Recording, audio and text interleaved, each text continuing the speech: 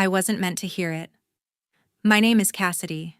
Dad forgot to hang up, and suddenly his voice crackled through the speaker in my room, cold, excited, relentless.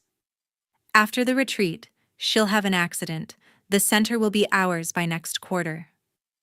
Mom's laugh followed sharp as broken glass. No one will question it. She's old. She's isolated. My pulse hammered against my ribs. They were talking about someone close, someone who owned everything we lived in. I killed the speaker, hands trembling, and dialed the one number I knew would listen. "Grandma, it's me," I whispered. "They're planning something terrible at the retreat." Silence stretched, then her voice came low and steady. "Don't say another word on this line. I'll arrive in 3 days and I won't be alone. If one overheard sentence ever flipped your family upside down, drop it in the comments." I read every single one. The next morning, the mansion buzzed with preparations.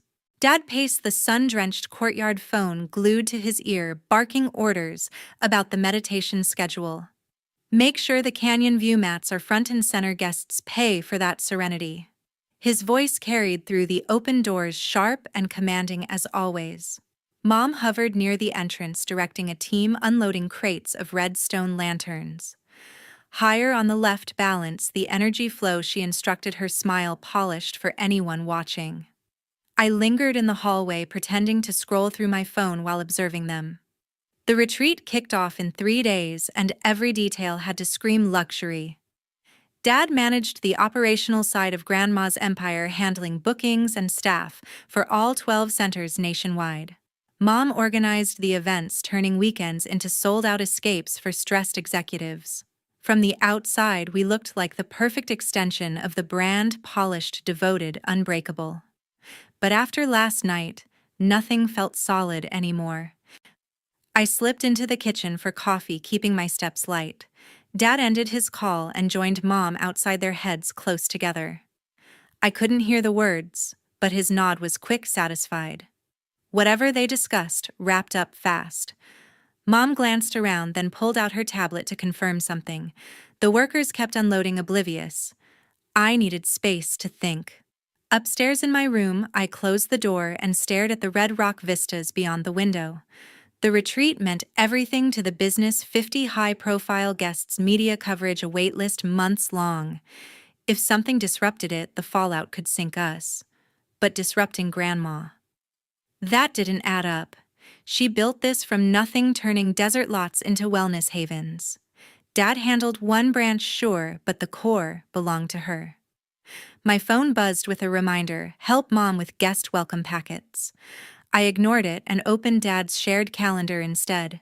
Nothing unusual, just session times and meal plans. Frustrated, I headed downstairs to the office wing. The door to Mom's private desk stood ajar. She rarely left it unlocked during prep chaos. I pushed inside, heart picking up speed. The room smelled of her lavender diffuser papers stacked neatly beside a vase of fresh succulents. I scanned the surface: invitations, vendor contracts, a printed itinerary. Nothing jumped out. Then my eyes landed on the bottom compartment, the one she always secured with a key on her chain. It hung open, just a crack, the chain dangling loose from her earlier rush. I knelt and eased it further. Files filled the space labeled by year. My fingers brushed past recent retreats until I hit an older folder marked insurance. Closed. Inside lay a thick policy document dated 2015. The beneficiary stared back at me: Judith. Payout amount $45 million. Cause of claim: vehicular accident. Status: paid in full. Judith. The name struck hard. Dad's aunt, Grandma's younger sister, gone 8 years ago in a crash up near Flagstaff. We attended the funeral, closed casket, Mom crying harder than anyone. Grandma shut down for months after. The money rebuilt 2 centers or so, the story went. But why keep the paperwork here, buried in a drawer? I flipped deeper. A yellow sticky note clung to the back page, handwritten in Mom's looping script: Flagstaff address, do not contact. Below it, a street name and number I didn't recognize. No phone, no email, just the warning. My stomach twisted. Why hide an address for someone long dead, and why the emphasis on no contact? Footsteps echoed in the hall. I shoved the file back closed to the drawer and stepped behind the door just as Mom entered. She didn't notice me at first, humming while rifling through a shelf. I held my breath. She grabbed a folder, locked the drawer properly this time, and left. The click of the key turning felt final. Back in my room, I typed the address into my Maps app. 2 hours North Flagstaff, right where the accident happened. The route traced winding roads through canyons, the same paths Judith supposedly lost control on. Coincidence? Doubtful. Dad's message from earlier replayed in my mind. Plans for M confirmed, no traces. M for Marilyn. Or something else. I paced, weighing options. Confronting them now would tip my hand. They'd deny everything, lock away whatever else existed. But ignoring this felt impossible. The retreat loomed, guests arriving soon. If Dad's plans involved grandma, time wasn't on my side. By afternoon, the courtyard transformed. Lanterns glowed softly against the stone yoga mats aligned in perfect rows. Dad tested the sound system, his voice booming instructions. Mom arranged crystal bowls for the opening ceremony. I helped carry boxes, smiling when needed, but my thoughts stayed on that sticky note. Dinner passed in a blur of small talk about guest arrivals and weather forecasts. Dad raised a glass to the upcoming success. This retreat will set records, he declared. Mom clinked her water glass against his eyes, sparkling. I excused myself early, claiming a headache. Alone again, I stared at the Flagstaff pin on my phone screen. Driving there tonight meant risking everything, missing prep tomorrow, questions from them. But the address burned in my mind. If Judith's file hid secrets, what else did Grandma's warning echoed arrive in 3 days, not alone? Whatever she brought, I needed more before then. I grabbed my keys, then set them down. Not yet. Rushing blind could ruin any chance of proof.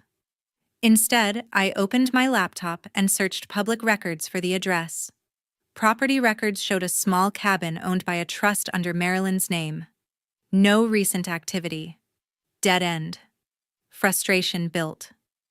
I needed inside that drawer again, or better access to Dad's phone, but both stayed close to them now. The retreat schedule demanded constant oversight. Tomorrow brought vendor deliveries at dawn. Opportunities might shrink. I lay awake listening to the house settle. Workers' voices faded outside. Dad's office light flicked off last. The mansion felt alive with secrets, walls holding whispers I couldn't quite catch. That sticky note wasn't random. The insurance payout funded expansions, everyone knew the story. But keeping an address marked "Do Not Contact" for a dead woman that screamed cover-up. Sleep evaded me. By midnight, I crept downstairs. The office door locked this time. I tried the handle anyway, solid. No way in without noise. Defeated, I returned upstairs. The next day blurred into motion. I folded welcome cards, arranged name tags, anything to stay near them without suspicion. Dad reviewed final contracts. Mom finalized the menu. Between tasks, I watched for openings. None came. Evening brought a brief lull. Guests arrived the day after tomorrow. Dad stepped out to meet a late supplier. Mom retreated to her room for a call. I seized the moment, slipping into the office. The drawer key still hung from her chain upstairs, but the file folder sat on the desk, now out for reference. I opened it carefully. The sticky note remained, but a new paper clipped behind a printed email draft unsent. Transfer complete upon confirmation. M handled discreetly. No recipient listed. My hands trembled as I snapped photos with my phone, every page. Footsteps approached. I closed the folder, slid it back, and ducked into the adjoining bathroom. Mom entered, grabbed the folder, and left. Close call. Back safe. I studied the images. The email draft matched Dad's cryptic message style. M had to connect. Marilyn Orr, the initial on that insurance policy. Judith's middle name started with M. Margaret. Judith Margaret. The pieces clicked unevenly. I couldn't wait longer. The address in Flagstaff held answers. Driving there meant leaving before dawn, returning by nightfall. Risky, but necessary. Grandma arrived soon. Whatever she planned, I needed leverage. I packed a small bag, water charger, the photos. The decision settled, heavy but firm. Tomorrow, while they focused on final setups, I'd follow the trail north. No traces, just like Dad wanted. But this time, for the truth. By evening, I couldn't shake the note. The mansion lights dimmed as workers packed up tools, leaving the courtyard quiet under a thin moon. Dad reviewed the final checklists and his office door closed. Mom retired early, citing exhaustion from vendor calls. I waited until the house fell silent, then grabbed my keys and slipped out the side entrance. The drive north began on empty highways, red rocks fading into pine shadows. Headlights cut through the darkness, the road twisting upward. 2 hours felt endless, every mile pulling me deeper into uncertainty. The cabin address glowed on my GPS, a lone pin on the forested outskirts. I parked on a gravel, shoulder engine off, and stared at the small wooden structure ahead. One light burned inside curtains drawn tight. I approached on foot, gravel crunching under my sneakers. The door opened before my knock landed. Grandma stood there, silver hair loose, eyes sharp. She grabbed my wrist and yanked me in. "You shouldn't have come alone," she hissed, locking the bolt behind us. The room smelled of pine and coffee. A single lamp cast long shadows over worn furniture. Grandma released me and scanned the windows. "They watch everything now." Her voice stayed low, urgent. I opened my mouth to explain, but movement from the hallway stopped me. Judith emerged, thinner than memory, her face pale beneath a knit cap. She trembled, clutching a shawl. "They think I'm dead," she whispered, voice cracking. Her eyes darted to the door, then back to me. Grandma guided us to a threadbare couch. Judith sat, knees drawn up. It started after the expansion plans. She began, fingers twisting the fabric. "Your dad needed cash fast." The centers struggled. "He proposed faking my crash insurance would cover the debts." I leaned forward, breath shallow. She continued without pause. "We staged it on that canyon curve. Empty car rolled off the edge. Fire department report listed me inside. Closed casket sealed the lie." Her laugh was bitter, hollow. Grandma paced nearby, arms crossed. "The payout was split 3 ways at first.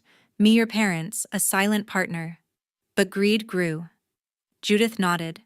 "They cut me out after the funeral. Threatened exposure if I surfaced. I've hidden here since off-grid." Questions flooded my mind. Judith anticipated some. "Bank transfers went through offshore accounts. Your mom handled paperwork. Dad managed the scene." She reached for a water glass, hands unsteady. "I kept records, proof they can't erase." Grandma stopped pacing and retrieved a thick envelope from a drawer. She slid it across the table. "This is what they're using now, but we need more." The packet felt heavy, sealed with tape. Inside lay printed emails, bank statements, and a burner phone. I flipped through the pages. One statement showed recent wires labeled consulting fees. Another email chain discussed finalizing M without details. The burner phone powered on, slowly, screen cracked. Grandma took it, navigated to a saved audio file, and pressed play. A muffled voice crackled, Dad's, distorted but recognizable. "Ensure the route matches last time. No witnesses." Static swallowed the rest, then a second speaker. "Payment upon completion." The clip ended abruptly. Judith wrapped her arms around herself. "That's from last month. They're planning again." Grandma reclaimed the phone. "We have fragments. Enough to suspect, not convict." Her gaze locked on mine. "Your arrival changes things." I set the envelope down, mind racing. The fake crash explained the expansions, the sudden wealth. But targeting Grandma now? The centers thrived. Or did they? Dad's late nights, Mom's stress signs I ignored. Grandma poured tea from a thermos, steam rising. "Drink. You drove far." The warmth steadied me. Judith watched the windows. "They check this place sometimes. Drones, maybe cars." Paranoia laced her words, but evidence backed it. I examined the statements closer. One transfer originated from a center account my name listed as an authorized signer for emergencies. They used my access. Anger flared hot and sudden. Grandma noticed. We confront carefully. The retreat gives cover. Judith agreed. Guests distract them. We arrive separately. Her plan unfolded Grandma first, then her, via a side path. The burner buzzed with a low battery warning. Grandma silenced it. More files exist digital backups, but retrieving them risks alerting them. She outlined options: hack Dad's cloud or wait for on-site access during chaos. Judith added details on the original scam. Police report forged with a contact. Insurance investigator bought off. Each revelation layered the betrayal deeper. Family wasn't just business, it became survival. Hours slipped by in whispers. Grandma sketched retreat layouts on scrap paper marking entry points. Judith memorized routes. I absorbed strategies, committing details to memory. Outside, wind-rattled pines. Grandma checked her watch. Return before dawn. Act normal. She handed me the envelope. Hide this well. Judith embraced me briefly, fragile but fierce. Thank you for believing. The drive back blurred with exhaustion. Headlights guided me south, mind replaying fragments. The audio loop echoed Dad's voice, cold and calculated. Evidence weighed in my bag, real and damning. Dawn crept over Sedona as I parked quietly. The mansion slept, no signs of disturbance. I stashed the packet under floorboards in my closet, then collapsed into bed. Sleep came fitful, filled with canyon curves and empty caskets. Morning light filtered through curtains. Preparations resumed, outside voices clatters. I joined mechanically, folding linens, arranging cushions. Dad greeted me with a nod. Good rest. His question hung innocent. Mom smiled over coffee. Big day tomorrow. I mirrored their ease, hiding turmoil. The envelope stayed secure, its contents burning in my thoughts. Grandma's arrival loomed. Judith's return would shatter everything. But first, the retreat demanded perfection. The retreat opened at dawn with soft bells chiming across the courtyard. 50 guests settled onto crimson mats arranged in precise circles on the sun-warmed stone.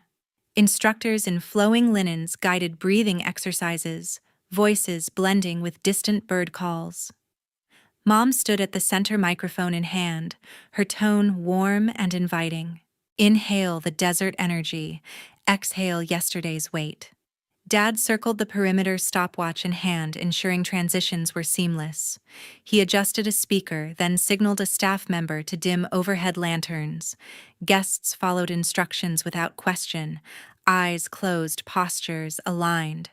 The scene projected pure tranquility, the kind that justified premium fees. I moved among them, offering water bottles and rolled towels.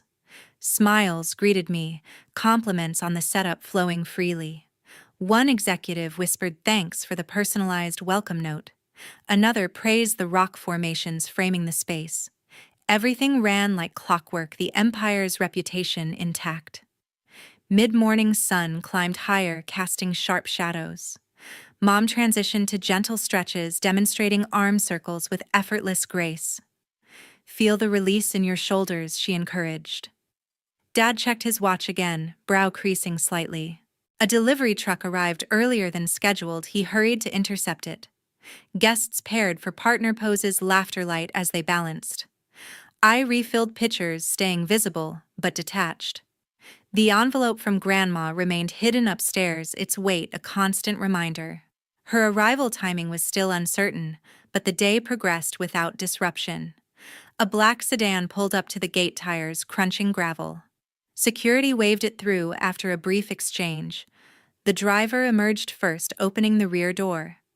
Grandma stepped out, travel bag slung over one shoulder, sunglasses shielding her expression. She scanned the courtyard before striding forward. Heads turned subtly. A few guests recognized her from brochures, the founder herself. Whispers rippled through the crowd. Mom paused mid-instruction, her smile freezing. Mother, you're early, she called, voice pitched slightly higher than usual. Grandma ignored the greeting and headed straight for me, enveloping me in a firm hug, lips near my ear. "Where's your father?" The question carried urgency beneath the affection. I pulled back slightly, handling a delivery out back.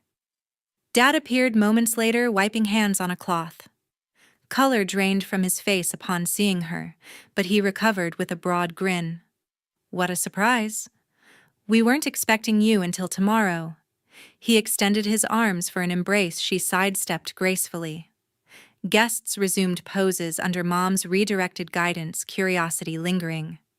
Grandma released me and surveyed the group. Impressive turnout. The brand endures. Her compliment landed, flat eyes narrowing on Dad. He gestured toward the main building. "Let's get you settled." Mom joined them, linking an arm through Grandma's. "Your suite overlooks the best vista. Fresh linens, essential oils." The trio moved inside, conversation muffled. I followed at a distance, tasked with carrying the bag. Staff bustled around, unaware of the tension.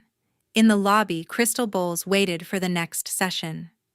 Dad steered them toward a private lounge. "We can catch up properly here." Grandma resisted. "No need for seclusion. The guests deserve your attention." Her refusal hung pointed. Mom laughed lightly, though strain showed. "Of course, Cassidy, show Grandma the garden path." I nodded, leading the way outdoors. Dad trailed, checking his watch once more. The path wound between sculpted cacti, away from the main activity. Grandma slowed her pace. "Everything appears thriving." Dad agreed too quickly. "Bookings sold out months ahead." She nodded, then glanced back toward the gate. A faint silhouette lingered behind tinted glass in the sedan, unmoving, watchful. I caught the glimpse, too. Mom noticed my stare. "Driver waiting for instructions," she explained smoothly. Grandma's expression remained neutral. Efficient service. The group reached a shaded bench. Dad suggested sitting. "Rest after your trip." She declined. "I prefer standing. Energy flows better." Guests filtered past for the next break, waving politely. One asked for a photo with the founder. Grandma obliged, smile polished. Dad hovered, guiding her away afterward. Lunch preparations were underway in the dining pavilion, organic spreads, infused waters. Mom excused herself to oversee plating. Plates must align perfectly. Dad lingered with Grandma near the entrance. Any special requests? His offer sounded routine. "None," she replied. The sedan door opened briefly outside, then closed. The figure stayed obscured. Dad's phone buzzed. He stepped aside to answer. Grandma watched him intently. I distributed menus, keeping close. Guests praised the ambiance, snapping pictures. The retreat hummed with positive energy, reviews already glowing on apps. Dad returned, pocketing the device. All set for afternoon sessions. Grandma nodded toward the vehicle. "Your companion joins us." Dad hesitated. "Just the driver. Resting." Her eyes lingered on the glass. The silhouette shifted slightly, features still hidden. Mom reappeared, apron removed. "Tables ready." "Shall we?" The four walked together, Grandma between my parents. Guests filled seats, chatter rising. Dad pulled her chair. She sat gracefully, surveying the spread. Conversation stayed surface: weather, guest demographics, upcoming expansions. Mom steered topics expertly. New center in Scottsdale breaks ground soon. Grandma listened, fork poised. Ambitious. Dad poured water. Your vision executed. Compliments flowed, but undercurrents pulled. I served, nearby ears tuned. The sedan remained parked, engine off. Occasional movement inside suggested someone waiting. Afternoon yoga commenced on the lawn. Instructors demonstrated flows. Guests mirrored, focused. Grandma observed from a lounge chair, shaded. Dad conferred with staff about sound levels. Mom circulated, adjusting props. A breeze stirred, carrying incense. Participants deepened stretches. I handed out cold towels. Grandma beckoned me over. "Keep watch." She murmured, her gaze fixed on the gate area. Dad approached, offering a smoothie. Hydration is key in this heat. She accepted, sipping slowly. Mom joined, praising participant engagement. Record satisfaction scores. Pride was evident, but eyes flicked nervously. The silhouette in the car leaned forward, then settled back. Sun glinted off the windows, concealing details. Grandma set her drink down. Impressive operation. Dad beamed. Team effort. Sessions continued seamlessly. Guests rotated through workshops, sound healing, guided visualization. Mom led a breathing circle, voice soothing. Dad monitored timers, transitions crisp. Grandma rose, occasionally strolling the edges. Her presence elevated the event, guests seeking advice. She dispensed wisdom briefly, always returning to observation. The vehicle stayed stationary, driver patient. Evening approached, golden light, bathing stones. Final activities wrapped. Guests applauded instructors. Mom announced dinner seating. Dad coordinated cleanup crews. Grandma stood near the path. Productive day. Her tone approved, but eyes searched. The sedan door cracked open again, a hand visible, then shut. Suspense built silently.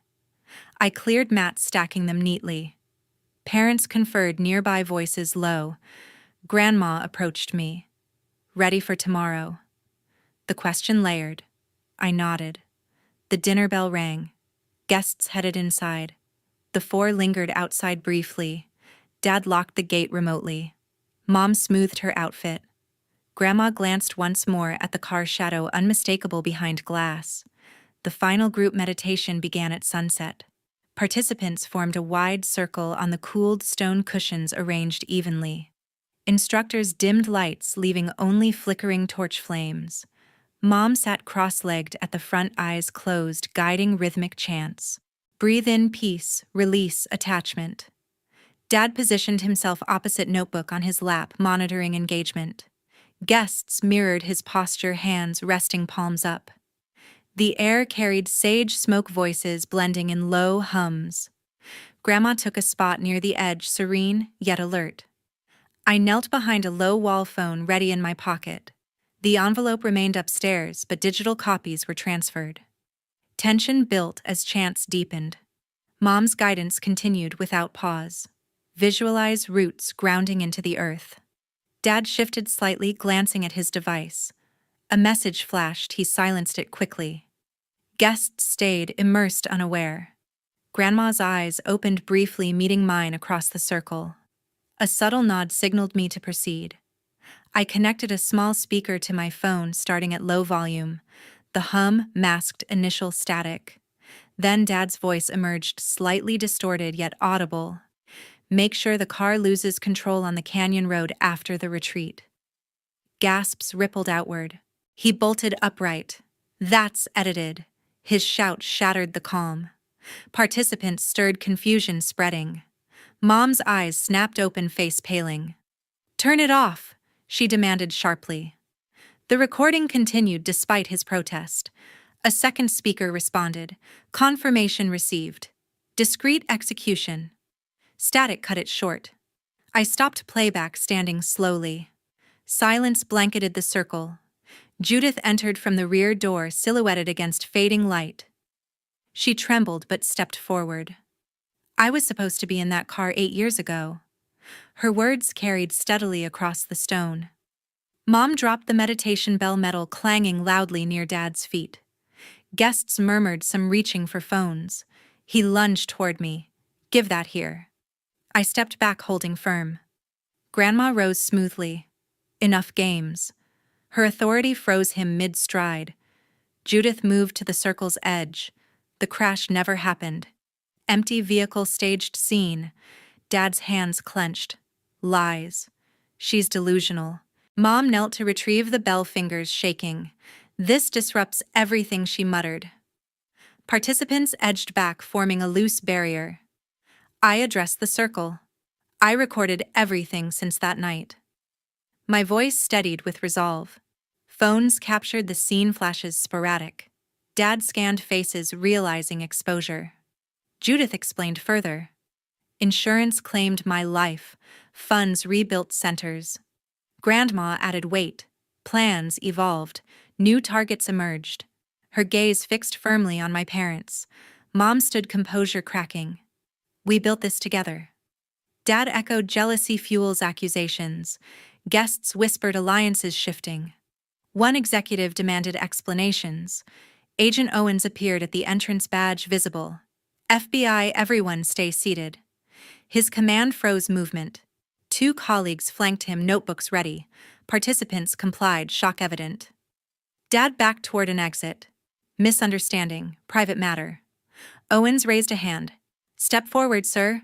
Authority unmistakable. Mom clutched her arms, eyes pleading with me. I held position. Evidence submitted earlier. Owens nodded. Digital file statement sufficient for review. He gestured to staff. Clear, non-involved guests to quarters. Instructors guided participants away, murmurs trailing. The circle emptied gradually. Dad protested loudly. Fabricated audio, deepfake technology. Owens remained unmoved. Forensics will verify. Judith confronted directly. Your signature on the claim form. She produced a document from her pocket, a copy of the original policy. Mom gasped. Where obtained? Grandma explained calmly. Preserved records? Hidden duplicates? Dad lunged for the paper. An agent intercepted, cuffing wrists loosely. Resisting complicates matters. Mom collapsed onto a cushion, tears starting. Family first, she whispered. I turned away. Actions spoke louder. Owens directed questions. Accounts accessed recently, Dad refused to answer. Mom shook her head. Lawyer present, Owens acknowledged. Rights advised. Colleagues began collecting devices from the scene. Guests peeked from windows, filming discreetly. The retreat's serenity shattered irreparably. Grandma comforted Judith, arm around shoulders. Truth surfaces eventually. I approached Owens quietly. Additional drives upstairs. He assigned an agent. Secure chain of custody. Evidence bags appeared labeled efficiently.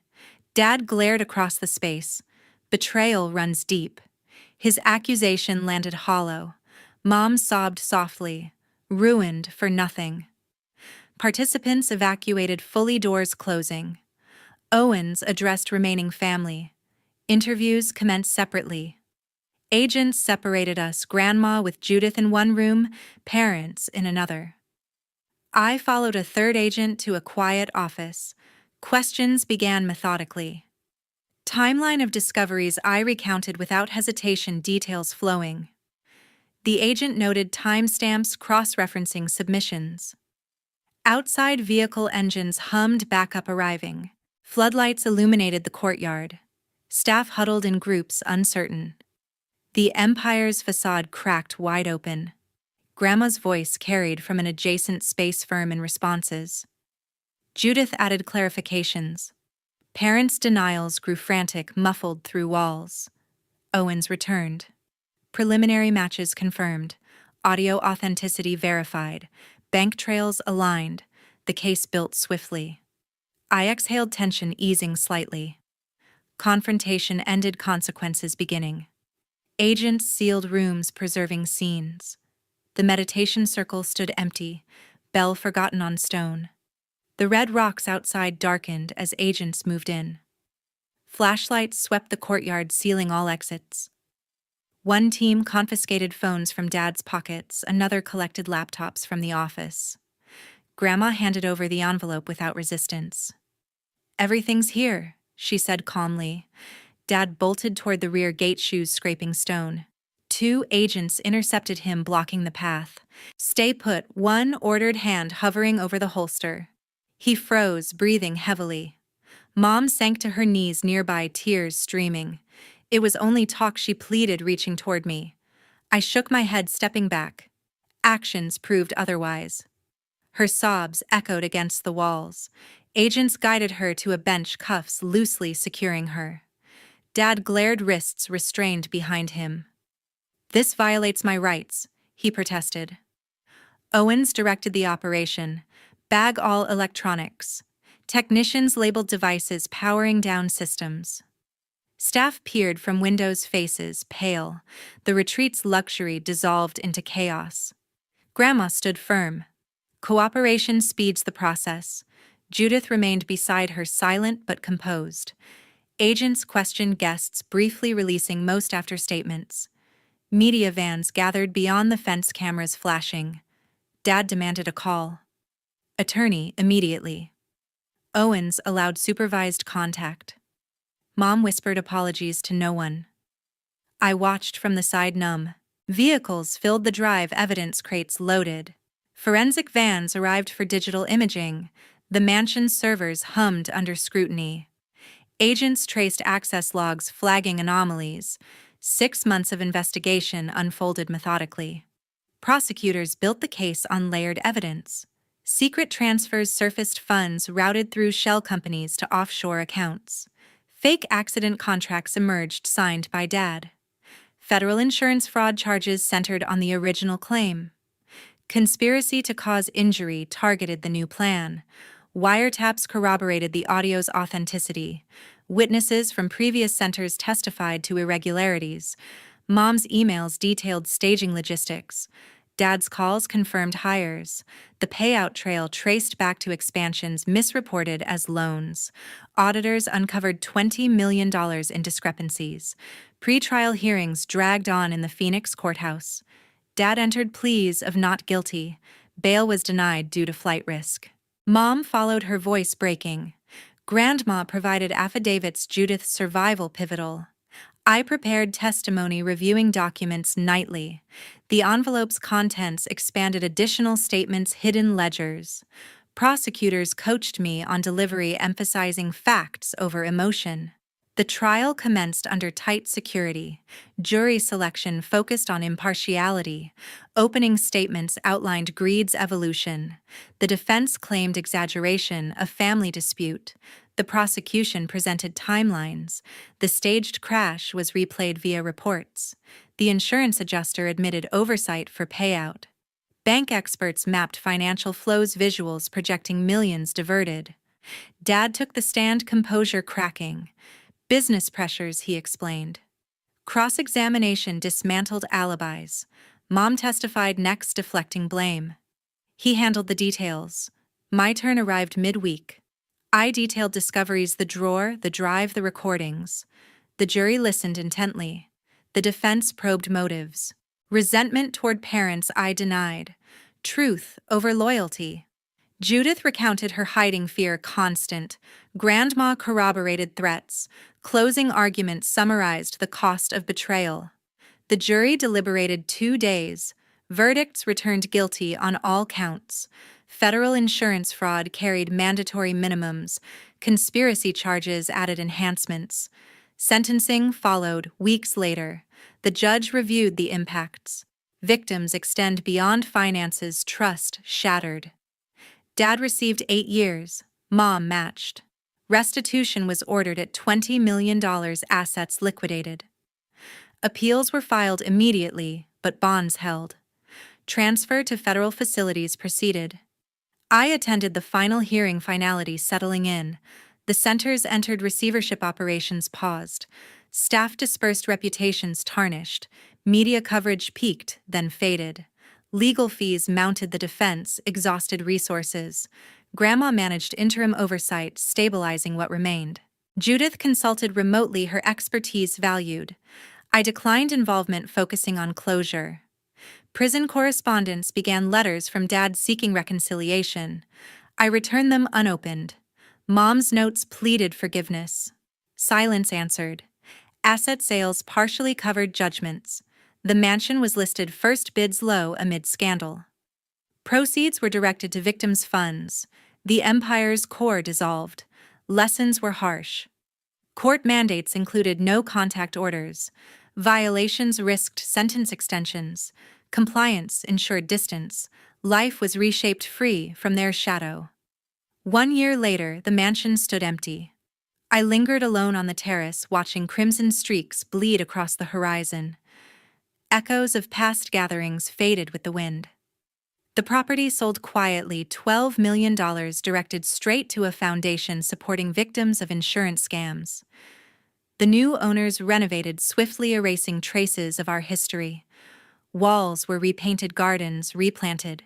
The courtyard that had seen chaos now hosted parties for the newcomers. I visited once, keys in hand, to collect forgotten belongings. Boxes held photographs, awards, remnants of a carefully constructed facade. Mail arrived regularly at my apartment. One envelope bore a prison stamp. Dad's handwriting requested a visit, claiming reflection. I tore it without reading, fragments scattering into the trash. Closure demanded finality.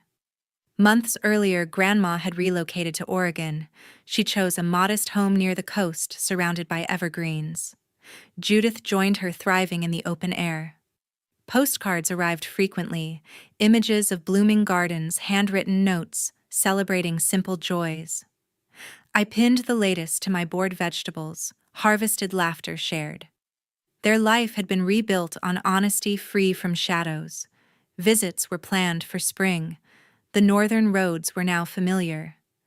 The foundation expanded under an independent board. Funds supported legal aid and awareness campaigns. Survivors shared stories to prevent repeats. My role remained advisory, distance preserved peace.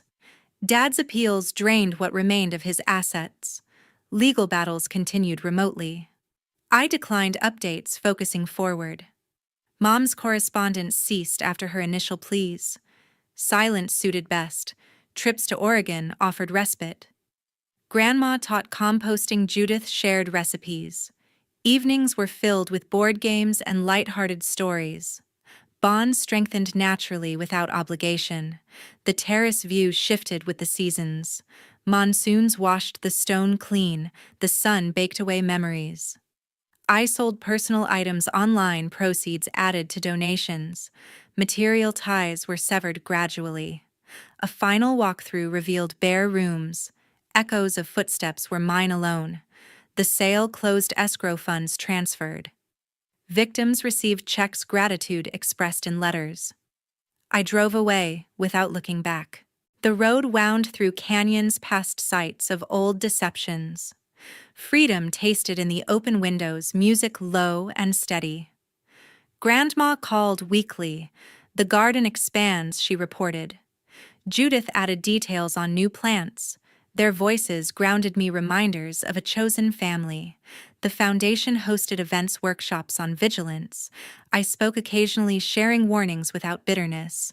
Audiences nodded thoughtfully, questions considered. Dad's name appeared in the news, rarely denials persistent. I skipped articles, redirecting energy forward. Healing required boundaries, not obsession. Oregon welcomed with rain-scented air. Grandma met me at the door, embrace warm. Judith prepared tea. Steam rising. We walked paths lined with herbs, conversation effortless. Nights under the stars clarified priorities. Wealth meant little without integrity. The empire's fall exposed illusions. Rebuilding began small, authentic. One evening, I whispered to the Wind family, "Isn't who shares your blood, it's who earns your trust." The words settled truth, undeniable. I stepped forward, path clear, unburdened.